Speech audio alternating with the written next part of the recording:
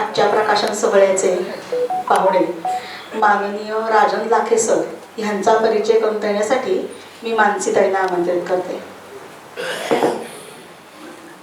आजच्या पुस्तक प्रकाशन समारंभाचे पाहुणे माननीय कविवर्य राजन लाखे सर यांचा परिचय करून देताना मला अतिशय आनंद होत आहे. कानात बोल यावे जे असावे लयबद्ध जे असावे, कानात बोल यावे लयबद्ध जे असावे, हृदयास छेडणारा झंकार पाहिजे रे. रात्रीस पाप घडते वाटे घडू नये जर, रात्रीस पाप घडते वाटे घडू नये जर, चंद्रास पौर्णिमेच्या दररोज बोलवावे. असे उत्तम उत्तम बहारदार शेर लिहिणारे, गझलांचे बादशाह म्हणून ओळखणारे माननीय राजन लाखे सर, मूळचे नागपूरचे असणारे लाखे सर अनेक वर्षापासून पिंपरी चिंचवडचे भूषण आहेत. महाराष्ट्र साहित्य परिषद पिंपरी चिंचवड मध्ये अध्यक्ष म्हणून कार्यरत आहेत. साहित्यामध्ये वास्तव रंग फुलतानाचे प्रकाशन मंगेश पाडगावकरांच्या हस्ते संपन्न झाले. नंतर पाठोपाठ मी पाहिलेला सूर्य, मनातले माझ्या, सौंदर्याच्या गर्भातून, गुंता, बकुळगंध अशी अनेक पुस्तके, त्याबरोबरच 2024 साली ढब्बू ढेरपोट्या हे बालसाहित्य प्रकाशन झाले. बहरला गुलमोल ही भावगीतांची ध्वनिफीत, जगण्यात मजा आहे ही सुरेल गीतांची ध्वनिफीत, तसेच मी मराठी गायक आनंद शिंदे यांनी हे गायलेल्या गीताचं प्रकाशन आणि चित्रीकरणही झालं आहे. पिंपरी चिंचवड शहरात कवींसाठी काव्य पहाट ही पहिल्यांदा सुरू करण्याचा मान राजन लाखेंचा आहे. असे थोर दिग्गज साहित्यिक माननीय राजेंद्र लाखेंना आपले मनोगत व्यक्त करण्यासाठी मी आमंत्रित करते. नमस्कार. नित्य मरण रात्रीचे उषटकाली जन्म नवा, नित्य मरण रात्रीचे उषटकाली जन्म नवा, मरणाची सर्व भीती आजन्म हा जन्म हवा. तास 8 मरणात, आपण 24 तास आपल्याला असतात. तास 8 मरणात, जगण्याला तास 16. गुंतागुंतीच्या ह्या जीवनी घ्यावा कुठे विसावा. तीच चाकोरी तोच रस्ता, तीच चाकोरी तोच रस्ता, वळणे विखुरलेली वळणावरची झाडी, तीच पण बघा आज मोहरलेली. माथ्यावर मी सूर्य गेला, झाली सांज वेळ, जगलो किती हरलो किती ह्याचा लागेना मेळ. सायंकाळी परतीचे प्रवासी, सायंकाळी परतीचे प्रवासी, नवे चंद्राचा दिवा, येता जाग उषटकाली जन हो, जाणावा हा जन्म नवा, ज्या मनात मन मंदिरात मन गाभारा हवा हवा मन गाभारा.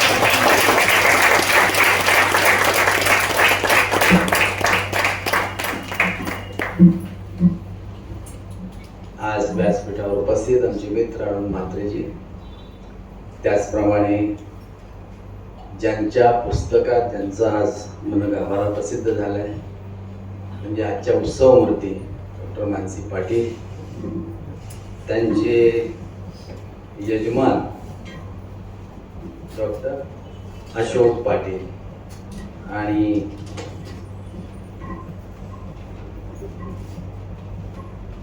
मित्र प्रताप बेदापूरकर सर, त्याचप्रमाणे त्यांचे सगळे नातेवाईक आणि तुम्ही सर्व आलेले साहित्यासाठी, कवितेसाठी, त्यांच्या प्रेमासाठी आलेले सर्व जाणदार आणि साथ देणारे रसिक वर्ग. मन गाभारा या, मला असं वाटतं की याच्या ज्या ज्या ज्या कविता आहेत त्या प्रत्येक विषयावर वेगवेगळ्या रीतीने त्यांनी केलेल्या आहेत. जसे ते म्हणाले की छंदरुक्त किंवा काही वृत्तामध्ये असावे, तर त्या यमक हा जुळायला पाहिजे किंवा जुळवावा लागतो याच्याबद्दल विचार करावा लागतो. पण मग यमक हा जुळवून चालत नाही, तो आपोआप जुळत म्हणजे आपोआप जुळलेला हवा. आणि जेव्हा कवितेचे शब्द आपल्या कानात येतात किंवा मनाच्या मनगंध गाभाऱ्यात येतात, त्या गाभाऱ्यात जेव्हा जेव्हा जे काही सुचत जातं हळूहळू, आणि जे काही विचार येतात त्या विचारातून जे काही शब्द बाहेर येतात, त्या शब्दातून ज्या काही कविता होतात किंवा काव्यमय होतात किंवा गद्यमय होतात. कविता गद्य असते, कविता पद्यही असते, पण ज्या वृत्तीने त्या येतात त्याच्यात एक विचारांची जाण असते, त्याच्यात एक संदेश असतो, त्याच्यात वास्तवता असते, त्याच्यात आयुष्यातली अनुभवता असते, त्यात आयुष्यातली कल्पकता असते. ह्या सर्व गोष्टी जिथे येतात आणि जो संगम होतो त्या संगमातून म्हणजे बुद्धी तिथे असतेच, कारण बुद्धी असल्याशिवाय विचार करण्याची क्षमता येत नाही. त्यामुळे बुद्धीच्या पलीकडे जाऊन विवेकाच्या माध्यमातून शब्दांना आकार देऊन साकारलेल्या ओळी म्हणजे कविता. तर ही जी लय असते ह्याप्रमाणे ती जाते, ज्याप्रमाणे कविता पुढे पुढे जाते. तर त्यामध्ये यांनी मानसी पाटील यांचा पहिलाच काव्यसंग्रह आहे, पण पहिल्याच काव्यसंग्रहामध्ये इतक्या छानपणे त्यांनी सर्व विषय वेगवेगळ्या पद्धतीने मांडलेले आहेत. हे तुम्ही त्यातून तुम्हाला जाणवेलच हळूहळू. एक मला लक्षात येतं की त्यांना निसर्गाबद्दल जो आहे आणि त्याचा विश्वास जो आहे ते देवावर आहे. कारण पहिले काही कविता ज्या आहेत त्या गणेश वंदनावर आहे. शेगावीचा राणा मला असं वाटतं गजानन महाराजांबद्दल एक ओढ आहे, एक श्रद्धा आहे, आणि ही श्रद्धा जी आहे त्या श्रद्धेतून जे काही मी म्हटलं की आपल्या मनातून यावं लागतं, तसं मनातून येणाऱ्या ज्या कविता असतात त्या कवितांमध्ये जेव्हा शेगावीचा असतो राणा, त्यामध्ये गजानन महाराज असो, मग शिर्डीचे साईबाबा असो किंवा समर्थ असो, तर ह्यामध्ये जेव्हा आपल्या मनाच्या ज्या कविता येतात, त्या शब्द येतात, त्या शब्दाच्या पार्श्वभूमीवर कुठेतरी काहीतरी त्या पटलावर एखादी प्रतिमा असते आणि त्या प्रतिमेतून ते शब्द फुटतात. तुम्हाला जर देशप्रेम करणारा किंवा लढाई लढणारा सीमेवर समजायचा शिपाई आणि त्याला म्हणलं तू एखाद्या ह्याच्यावर कविता लिही, घरातल्या काही गोष्टींवर कविता लिही, तर तो म्हणाले मला जमणार नाही, कारण माझा आहे, तुम्हाला रणांगणावर सांगतो की मी कविता लिहितो. पण तुमच्या याच्यात जेव्हा एखाद्या स्त्रीला असतात त्या स्त्रीच्या भावना जर व्यक्त करायच्या असेल आणि घरातल्या काही गोष्टी जर त्याच्यात मांडायच्या असेल तर स्त्रीला ती सोपी जातं, कारण त्याची पार्श्वभूमी असते. मग त्या पार्श्वभूमी ते शब्द त्याच्यात उमटा यायला जसा एक लय लागते, ती लय त्यावेळेला येते. तर या पार्श्वभूमीवर ज्या कविता आलेल्या आहेत त्यामध्ये मला असं दिसत आहे की एक त्या देवावर विश्वास एक, आणि दुसरं गोष्ट म्हणजे निसर्गावर प्रेम. कारण निसर्गावर प्रेम हे प्रत्येकाचं असतं, असं नाही की तुमचं नाही असं म्हणायचं म्हणणं, पण मानसी पाटलांचं जे आहे त्यांनी शब्दात व्यक्त केलेलं आहे. मग निसर्गाचं प्रेम व्यक्त करताना पानं असो, फुलं असो, मग पानांची झुळझुळ असो किंवा थुई नाचणं असो मोराचं, ह्या सगळ्या गोष्टी त्याच्यात आपोआप एकदा गुंफत जातात. पण गुंफताना जेव्हा आपण एखाद्या पावसाला, समजा पाऊस आला तर त्याला रिमझिम पाऊस म्हणतो, कुणाला खटनटखट पाऊस म्हणतो, हा पाऊस खेळतो म्हणतो, हा पाऊस बोलतो म्हणतो. बाबा कधी पाऊस बोलतो का? कधी पाऊस खेळतो का? कधी तू नटखट म्हणजे काय म्हणायचंय, म्हणजे तू असं ते उड्या वगैरे मारतो का? नाही. पण ते आपल्या मनात कुठेतरी त्या भावना असतात, त्या भावनांच्या दृष्टिकोनातून आपण ते सौंदर्य, निसर्ग सौंदर्य आपण ते अनुभवत असतो आणि आपल्या अनुभवातून ते व्यक्त करत असतो. तर त्या अनुभवातलं व्यक्त करणं जे असतं ते मानसीताईंनी छानपणे व्यक्त केलेलं आहे. आणि ते मला त्या म्हणतात आहे, अवखळ मन होई धुंद. काय म्हणतात आहे बघा, अवखळ मन होई धुंद, अमृतधारांचा शिडकावा, त्या जीवन भरल्या शब्दांचा मनी वाजतो सुरेल पावा. आता हे जेव्हा सुचतं ह्या याच्यात यमकामध्ये त्यांना जे सुचलं, मग ह्या निसर्गाचं जे वर्णन आहे ते त्या वेगवेगळ्या याच्यात ते करू पाहतात. मग याच्यात एकच येतो नाही, मग त्या कवितांमध्ये कुठेतरी पाऊस आलाच. पाऊस कुणाला आवडत नाही? पाऊस तुम्हालाही आवडतो, मलाही आवडतो, पण तो त्या कवीला जेव्हा आवडतो, ते कवीच्या मनातून ज्या भावना येतात त्यामध्ये त्यांच्या ज्या कविता आहेत त्यामध्ये येतो. श्रावण एक कविता आहे, श्रावणातलं मन एक कविता आहे, श्रावणातलं ऊन कविता आहे, वर्षा ऋतू आहे, त्याचमुळे फुलांवर आहे, मेघमल्हार आहे. ही शीर्षक मी तुम्हाला सांगतो, ह्या तुम्ही वाचायला हव्या. त्यातून आपल्याला लक्षात येतं की ही निसर्ग. पण निसर्ग जेव्हा पाहतो माणूस तेव्हा काहीतरी निरीक्षणही करत असतो, कारण त्याच्या निरीक्षणाशिवाय तो पुढे जाणार नाही.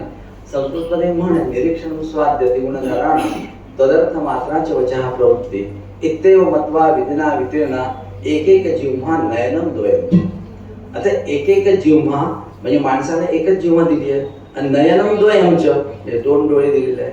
देवाची जिव्हा की एका जिभेतून जे आहे ते बोलायचं, पण दोन डोळ्यांनी बघायचं. कारण हे बोलण्यापेक्षा एका जिभेपेक्षा दोन डोळ्यांनी जेव्हा माणूस बघतो तेव्हा याच्यापेक्षा दुप्पट तो निरीक्षण करतो. आणि तो निरीक्षण करण्याकरता ही देवाची आहे, त्याची ही म्हणजे त्यांनी केलेलं निर्माण. पण तेव्हा तो बघताना जेव्हा निरीक्षण करतो त्या निरीक्षणातून जे मनात साठवतो आणि त्या साठवण्यातून मग जेव्हा कवितेत ते उतरतं. तर हे कविते त्यांच्या याच्यात छानपणे उतरलेलं आहे. दुसरा एक भाग मला असा त्यांच्याबद्दल बोलायचं आहे की ज्या कविता त्यांनी केलेल्या आहे तर त्यामध्ये आयुष्य त्यांना कळलेलं आहे. कारण आयुष्य आपण सगळे बहुतेक ज्येष्ठ लोक आहे, सगळ्यांनाच आयुष्य कळलेलं आहे. पण जेव्हा लहानपणी जेव्हा असतो तेव्हा आयुष्य कळायला वेळ लागतो. तुमचाच मुलगा तुम्ही समजा असेल, त्याला म्हणाल तुम्ही त्याला मोटरसायकल घेऊन दिली आणि त्याला म्हणाल की बाबा रे 40च्या स्पीडनी जरा जा, जरा फार गर्दी असते, अपघात होतात, तो असं तुमच्याकडे पाहिजे, वा 40च्या स्पीड जाऊ, ठीक आहे, त्याच्या पलीकडे तो काही बोलणार नाही. पण त्याच्याबद्दल तुमच्यामध्ये काळजी असते. तो चालवणार 80-90च्या स्पीडने चालवणार, तो जाणार नाही. कारण तुम्ही हे करा की त्यावेळेला त्याची परिस्थिती, तुम्ही जेव्हा छोटे असता तेव्हा तुमची मनस्थिती कशी होती, मग त्यावेळेला ह्या मनातल्या भावना त्याला व्यक्त होणार नाही, पण त्या आपल्याला काळजीमुळे व्यक्त होतात. मग आयुष्याचं हे जे आहे गुपित हे केव्हा कळतं? हे जेव्हा आयुष्याची एक एक पायरी आपण चढत जातो तेव्हाच कळतं ना. आता तर काही कळणार. मग हे मानसीताई पाटील यांना, मानसीताईंना हे कळलेलं केव्हा आहे? हे जेव्हा त्यांच्या शब्दातून व्यक्त झालेलं तेव्हा त्यांना लक्षात येतं आपल्याला की हे त्यांना कळलेलं आहे. बाबा बोलकर म्हणतात, जीवन यांना कळले, जीवन यांना कळले हो, मीपण यांचे पक्व फळावे सहजपणाने कळले हो. आता मीपणा जो आहे तो गळायला वेळ लागतो ना. रक्त जेव्हा सळसळत असतं तेव्हा मीपणा जात नाही. मी केलं, हे मी केलं, हे आम्ही, अरे मी पेक्षा आम्ही म्हणा ना, काय फरक पडतोय? पण नाही, हा मीपणा जोपर्यंत जात नाही तोपर्यंत तुम्ही त्या लेवलवर पोहोचू शकत नाही. आणि जेव्हा सध्या अध्यात्म जेव्हा येतं तेव्हा ते कळायला लागतं. तेव्हा संत सांगतात, नाही रे बाबा, आपण कसं म्हणतो, श्रीकृष्ण म्हणतो की सर्व काही माझ्यात आहे. तेव्हा आपण म्हणतो की तुम्ही त्याला अर्पण केलेलं आहे. राम हा करता असावा, मी नाही. हा जेव्हा जेव्हा येतो आपल्या मनात तेव्हा जो हा मीपणा जाईल, त्यावेळेला एक आयुष्याचा समन्वयपणा आपण साधला हे आपल्याला लक्षात येतं. आणि म्हणून हे आयुष्याचं गाणं जे त्यांनी केलेलं आहे मानसीताईंनी, त्यामध्ये त्यांनी ते आयुष्याची बेरीज मगाशी पण सांगितलं की आयुष्याची जी आहे, आयुष्याचा काय भरोसा, आयुष्याचा काय भरोसा, आज बेरीज उद्या वजा. सोपं आहे, तत्वज्ञान आहे पण सोपं आहे. आयुष्याचा काय हे सगळ्यांना माहिती आहे, असं माहिती नाही असं नाही, पण हे शब्दात व्यक्त केलेलं आहे. काय भरोसा, आज बेरीज उद्या वजा, हसता खेळता जगताना करून घ्यावी थोडी मजा. ही जी मजा करण्याची जी हे आहे की त्यावेळेला हे आयुष्य कळलेलं आहे.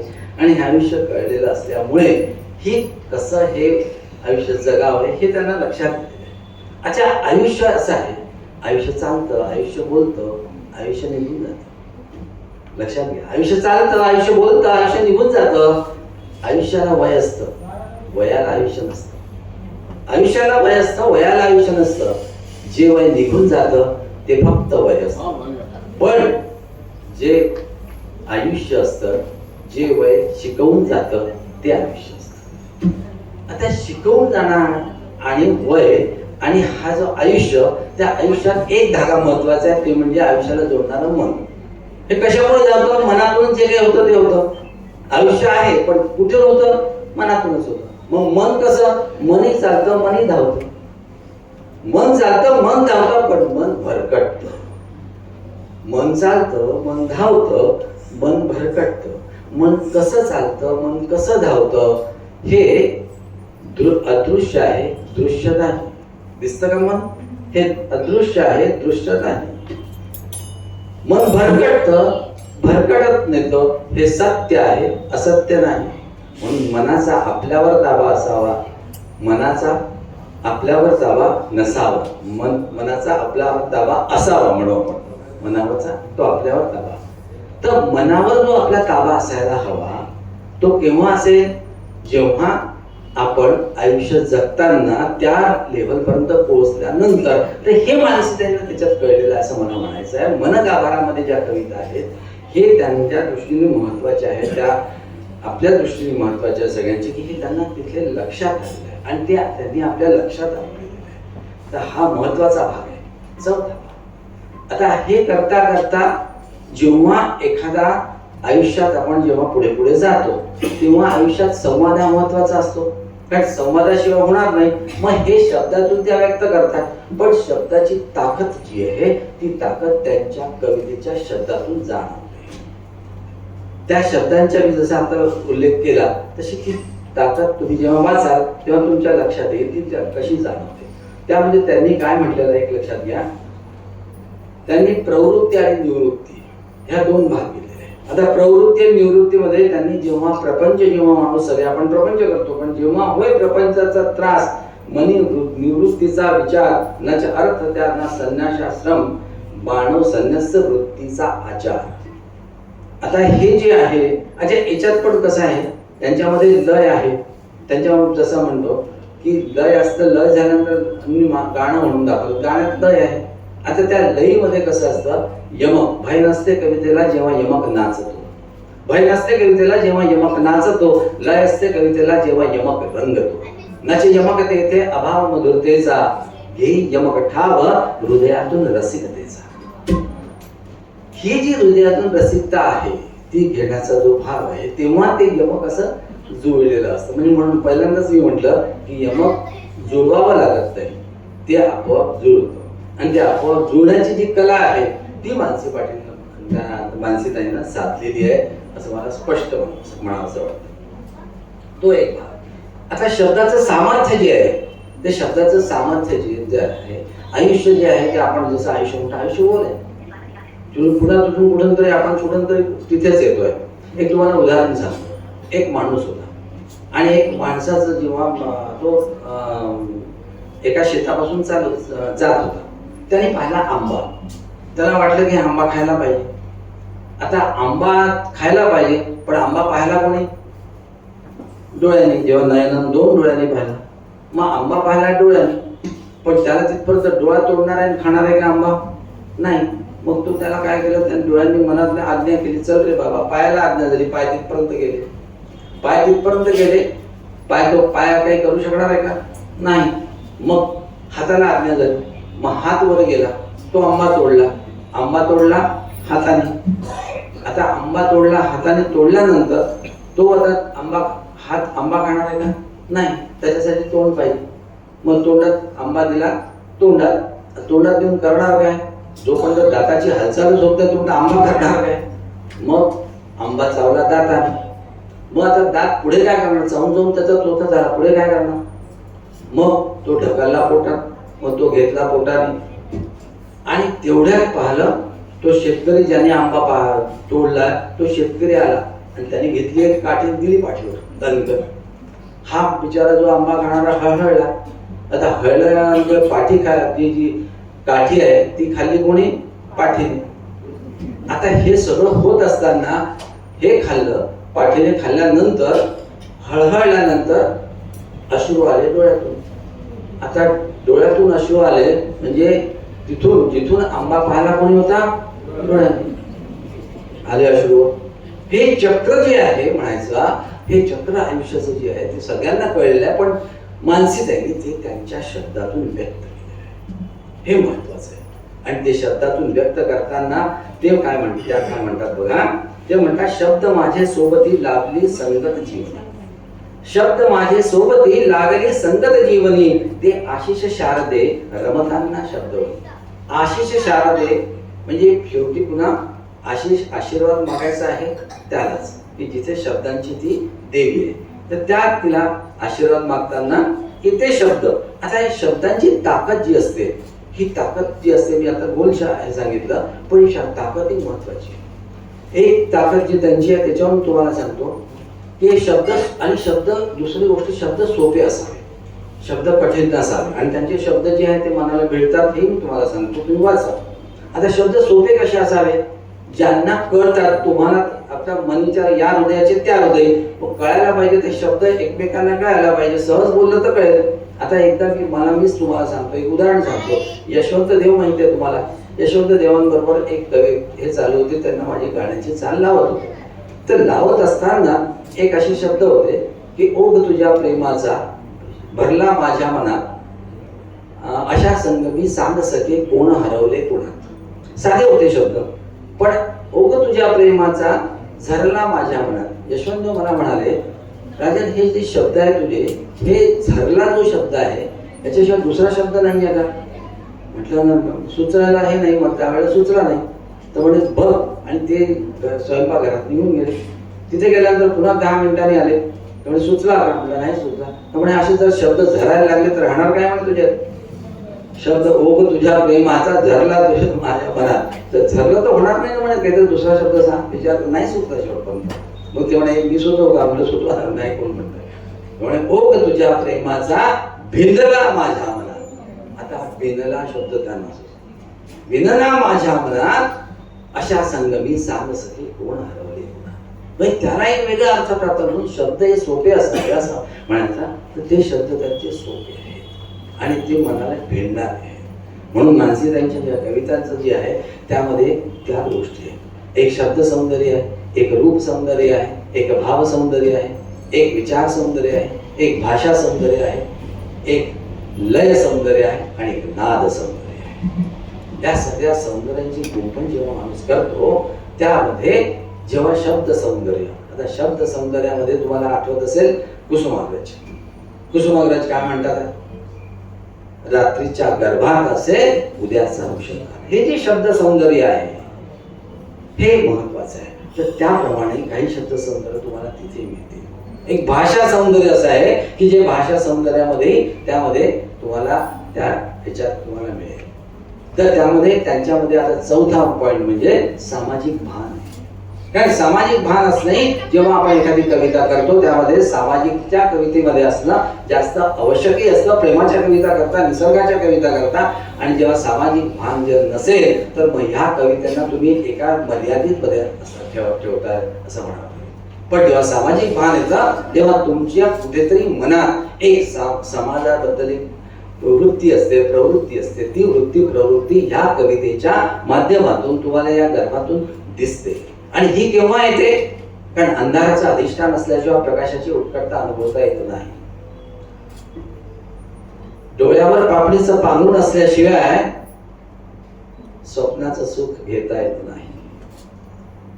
असुरक्षिततेमुळे ठेच लागल्याशिवाय सुरक्षिततेचं महत्व कळत नाही.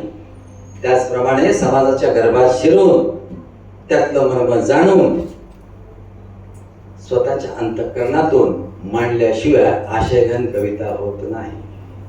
ही आशयघन जर कविता होत असेल, करायची असेल तर ज्या कविता जसे यांनी म्हटलं की मासी मर्ढेकर म्हणा, मंगेशकर पाडगावकर म्हणा किंवा कुसुमाग्रज म्हणा, यांच्या कविता वाचायला हव्या. जिथे उपमा आहे, अलंकार आहेत, पण कुठेतरी त्यामध्ये भावभावना आहे. जसं पावसाच्या कवितांमध्ये नको नको रे पावसा असा धिंगाणा अवेळी, जसं इंदिरा संत म्हणतात आणि ग्रेस म्हणतात की पाऊस कधीचा पडतो त्यांनी म्हणूनही दाखवलं. तर ह्या ज्या कविता आहेत त्यामध्ये आपल्याला कळतं. तर तशा आपल्या भावना त्याप्रमाणे ते जर वाचलं तर आपल्यालाही लक्षात येतं की आपण त्याप्रमाणे त्या याच्यावर जातो आहे. त्या भावना येतात, फक्त त्यामध्ये ती दृष्टी पाहिजे. जसं म्हणतो आपण की जसं करायला पाहिजे ती दृष्टी पाहिजे. तसं सामाजिक भान मध्ये ते मला मुद्दाम यांचं हे म्हणजे महत्वाचं वाटतं. आणि एक त्यामध्ये एक कविता आहे, एक राखी अशी. एक राखी अशी ही, पण त्याच्यातल्या भावना बघा. ही राखी कोणाला द्यायची? ही अनाथ मुलांना द्यायची. कोणाला बांधायची? अनाथ मुलांना बांधायची. अवयव दान करणारे जे आहेत त्यांना बांधायची. जे वृद्धाश्रमात जे श्रेष्ठ आहेत त्यांना बांधायची. ते देशवीर आहेत त्यांना बांधायची. जे वैज्ञानिक आहेत त्यांना बांधायची. ज्या भारतभूमीवर प्रेम करतात त्या प्रत्येकाला बांधायची असं त्या म्हणतात. आणि जे त्यांच्या कवितेमध्ये आहे ती कविता आहे एक राखी अशी. त्यामुळे तुम्हाला लक्षात येईल की एखादं सामाजिक भान जेव्हा आपण ठेवतो त्या सामाजिक भान मध्ये आपल्याला जे सुचतं ते दुसऱ्यांविषयी सुचतं. हे महत्वाचं आहे. एक शेर असा आहे कि अगर खुद को कुछ चुभन हो तो समझो कि आप जिंदा हो, मगर ये चुभन दूसरों के लिए हो तो समझो आप इंसान हो. जिंदा हो, इंसान. याच्यामध्ये जो हे आहे तो वेगळा आहे. तर आपल्याला इंसान माणूस व्हायचा आहे आणि माणसावरही त्यांची कविता आहे हे लक्षात घ्या. ती पण एक लक्षात घ्या.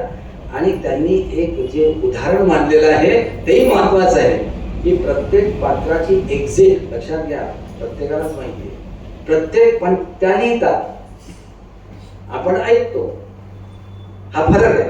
पण ते ऐकल्यानंतर त्याचं कसं हे ग्रहण करावं हे आपल्यावर डिपेंड आहे. प्रत्येक पात्राची एक्झिट दिग्दर्शक ठरवतो. दिग्दर्शक कोण? प्रत्येक पात्राची एक्झिट दिग्दर्शक ठरवतो. फक्त वाट पाहायची असते, पडदा कधी पडतो हे त्यांनी लिहिलेलं आहे.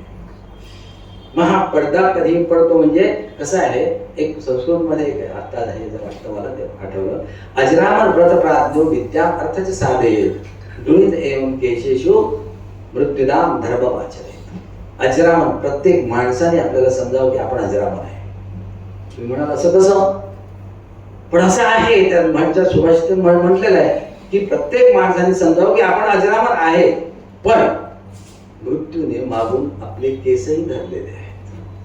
तो केव्हाही म्हणू शकतो बाबा चल, पण तोपर्यंत आपण अजरामर आहोत. कशा करता? चांगलं काम करण्याकरता, चांगलं लिहिण्याकरता, चांगली वृत्ती जोपासण्याकरता. पण त्याने धरलेला आहे, लक्षात ठेवा, तो केव्हाही म्हणू शकतो.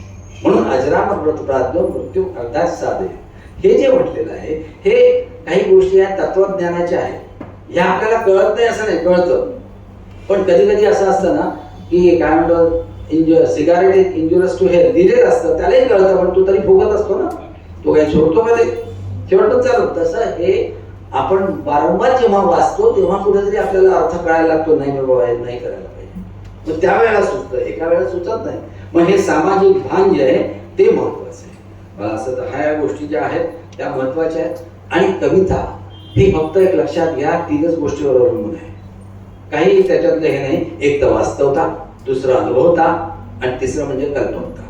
वास्तवता जी वास्तवतेचं घटना असेल ती वास्तवता मांडते, जी अनुभव तुम्ही केलेला असेल ती अनुभवता मांडते, आणि तुमच्या कल्पनामध्ये जे काही आलेलं असेल ती कल्पनातून जे काही शब्द असतात त्या पुढे पुढे जात असतात. इतिहासाच्या खांद्यावर बसून माणसाला प्रवास करायचा असतो, पण वास्तवतेचा हात धरून इतिहास निर्माण करायचा असतो. हा जो इतिहास निर्माण करायचा आहे त्यामध्ये ती वास्तवता ती तुम्हाला मांडायची आहे. त्यांनी त्या कवितेमध्ये मन गाभारामध्ये स्पष्टपणे आणि चांगल्या रीतीने आणि त्या शब्दांनी मांडलेली आहे. दुसरं म्हणजे अनुभव. अनुभव सगळेच अनुभवी आहेत, तुम्ही आम्ही सगळे अनुभवी आहेत, कारण सगळे 50च्या वर आहेत, 60-70 जे काय असेल. पण तो अनुभव केव्हा येतो? 50च्या नंतरच लक्षात येतं की आपण काय करतोय. त्याच्या आधी कळत नसतं, कारण रक्त सळसळत असतं. चांगला आणि विचार लक्षात घ्या, बुद्धी तेथे विचार, बुद्धी तेथे विचार, विचार तेथे विवेक, विवेक तेथे ज्ञान, ज्ञान तेथे आत्मज्ञान, आत्मज्ञान तेथे ब्रह्मज्ञान. पण त्या ब्रह्मज्ञान पर्यंत जायला पहिल्यांदा बुद्धी तर पाहिजे. मग त्या बुद्धीतून ह्या ज्या पायऱ्या आपण चढत जातो आत्मज्ञानापर्यंत, आणि आत्मज्ञानानंतर ब्रह्मज्ञान जेव्हा वाटतं त्यावेळेला कळतं की द्वैत काय आणि अद्वैत काय. तोपर्यंत ते लक्षात नसतं.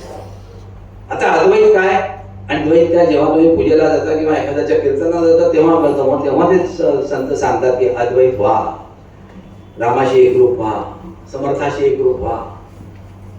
मग त्या वेळेला कळतं. पण ते या वयात कळतं. माझं म्हणण्याचा उद्देश आहे की हे या वयात कळतं, म्हणून ते महत्वाचं आहे. तर अशा प्रकारे जी आहेत त्या प्रकारे त्यांच्या वेगवेगळ्या ज्या कविता आहेत त्या वेगवेगळ्या कविता महत्वाच्या असं मला वाटतं. आणि दुसरी गोष्ट म्हणजे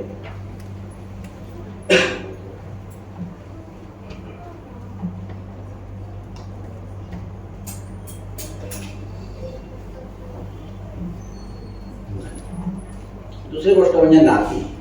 ही नाती त्यांनी जपलेली आहे. प्रेम तुमच्यावर आहे, तुमचं त्यांच्यावर आहे, त्यांचं तुमच्यावर आहे. ही नाती जपावी लागतात आणि नाती जपलेली आहे. नाती जपली म्हणूनच तुम्ही आलात. तुम्ही कशामुळे आलात? पुढे तरी नातं आहे. जसं म्हटलेलं आहे की नाती जपण्यात मजा, नातं निभवण्यात मजा आहे. नातं जपण्यात मजा, नाती निभवण्यात मजा आहे. सूर जुळवण्यात मजा आहे, जुळलेले सूर गाण्यात मजा आहे. आपण एकटं आलो असलो तरी सर्वांचं होऊन जाण्यात मजा आहे. हे सर्वांचं होऊन जाणार ते आज अनुभवतात आहे की तुम्ही आला, तुम्ही त्यांच्या कवितेसाठी आलाय, तुम्ही त्यांना ऐकण्यासाठी आलेला आहे, हे ते अनुभवतात आहे. आणि हा अनुभवताचा आनंद त्यांच्या चेहऱ्यावर बसूनच वाहतोय, तुम्ही बघा. तर हा जो आहे एकमेकाला आनंद देण्याचा, त्यांना तुम्ही शब्द व्यक्त करून ते देतात आहे, तुम्ही येऊन त्यांना तो आनंद देताय. तर आनंद हा महत्वाचा आहे. आणि ही जी आहे त्याच्यामुळे एक लक्षात घ्या की काय म्हणतो आपण की एखादा समजा जवळ असेल तर तू आहेस म्हणून जगण्यात मजा आहे. तू आहेस म्हणून जगण्यात मजा आहे. तुझ्या रंगात रंगून जाण्यात मजा आहे.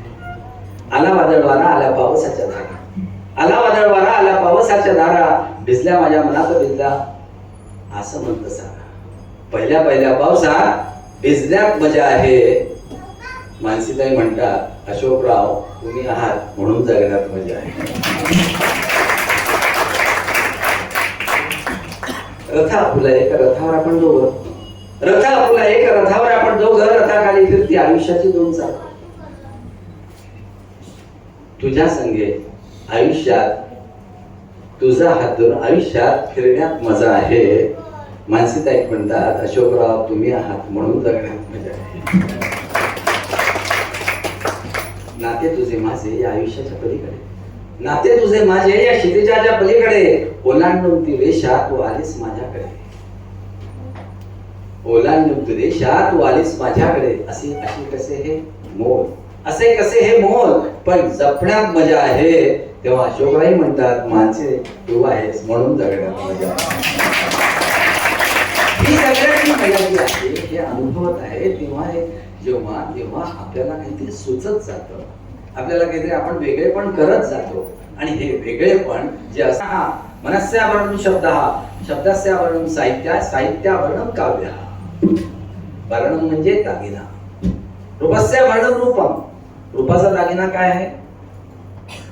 नर, नर म्हणजे माणूस, रूप हा माणसाचा दागिना आहे. रूपस्यावरणं ज्ञान, गुण, गुण हा रूपाचा दागिना आहे. गुणस्य वर्णन ज्ञान, ज्ञान हा गुणाचा. ज्ञानस्य वर्णन क्षमा, क्षमा कोण करू शकतो? ज्ञान असेल तरच करू शकतो. क्षमस्या म्हणजे क्षमा जो माणूस करतो तो मनातून करतो, मन असेल तरच करतो. आणि शब्दस्य वर्णन, मनस्या वर्णन शब्द, आणि शब्दस्य वर्णन साहित्य, साहित्य हा शब्दांचा दागिना आहे. आणि साहित्यावरणं काव्य, हा काव्य हाच साहित्याचा दागिना आहे. आणि साहित्यामध्ये काव्य हे महत्वाचं आहे. कविता ही महत्वाची आहे. जितक्या काही असतील तुमच्या लक्षात घ्या, कादंबरी लिहिणारे कवी असतील, कथा लिहिणारे कवी असतील, पण कविता लिहिणारे तुम्हाला जागोजागी दिसतील. पण ते का लिहितात? त्यांच्या मनातल्या भावना आहेत म्हणून लिहितात. म्हणून या गाभारामध्ये एक लक्षात घ्या, जाण आहे, जाणीव आहे, भाषा आहे, सौंदर्य आहे, भाव आहे, भावना आहे, मैत्री आहे, मित्रत्व आहे, निसर्ग आहे, निसर्ग आहे, हिरवाई आहे, मी आताच म्हटलं नवलाई आहे, बरसात आहे, तुम्हाला शब्द मिळतील त्याच्यात, चांदरात आहे, विरक्ती आहे, मोक्ष आहे, संवाद आहे, संदेश आहे.